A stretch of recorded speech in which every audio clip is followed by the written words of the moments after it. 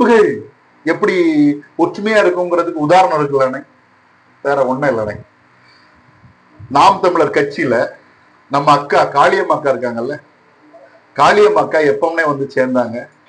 நாம் தமிழர் கட்சிக்காக காளியம்மாக்கள் உழைத்த உழைப்பு என்னன்னு, அவங்க கஷ்டப்பட்ட கஷ்டம் என்னன்னு, கட்சிக்காக உங்களை முன்னிறுத்தி கட்சிக்காக எவ்வளவு கஷ்டப்பட்டிருப்பாங்க.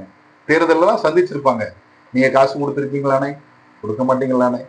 அவங்க தானே கடன் வாங்கி போட்டு செலவழிச்சிருப்பாங்க. இன்னைக்கு உங்க கட்சியில வேட்பாளர்கள்லாம் நீ போட்டி போடுறாங்கண்ணே. யாருக்காவது நீங்க காசு கொடுத்து வேட்பாளருக்கு காசு கொடுத்து ஓட்டு இது பண்ணிருக்கீங்களானே? இல்லலானே. யாமே அப்படி நீங்க அவங்களெல்லாம் கஷ்டப்படுத்துறீங்க. கஷ்டப்படுத்தினா பரவாயில்ல. ஒரு வேட்பாளர் 2 எலெக்ஷனை சந்திச்சிருக்காங்கன்னா, கொஞ்சம் ஓட்டு வங்கி வந்திருக்காங்கன்னா, 3வது தடவை அவனுக்கு வாய்ப்பு கொடுத்தா ஒரு வாய்ப்பு வரும்னு நினைக்கிற நேரத்துல நீங்க அவனை அப்படியே கட் பண்ணி விட்டு இன்னொருத்தருக்கு வாய்ப்பு கொடுக்குறீங்களே. அப்ப அவன் அவ்வளவு கஷ்டப்பட்டிருக்கான். அதெல்லாம் உங்களுக்கு என்னைக்காவது தோணுதானே? 2ஆம் கட்ட தலைவரே நாம் தமிழர் கட்சியில இருக்கக்கூடாது.